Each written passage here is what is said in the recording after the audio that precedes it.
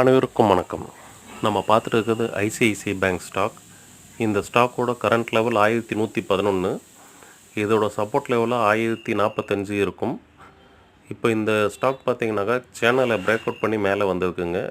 மேலே வந்த stock retest பண்ணிவிட்டு திரும்பவும் மேலே ஏறத்துக்கு உண்டான ஆப்பர்ச்சுனிட்டி இருக்குது.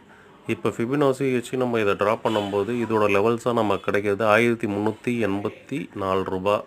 இதோட டார்கெட்டாக இருக்கும்னு சொல்லிட்டு ஃபிபனாசியில் நமக்கு கிடைக்குது. இதை உங்கள் ஓன் அனலைஸ் மெத்தடில் அனலைஸ் பண்ணி பாருங்கள்.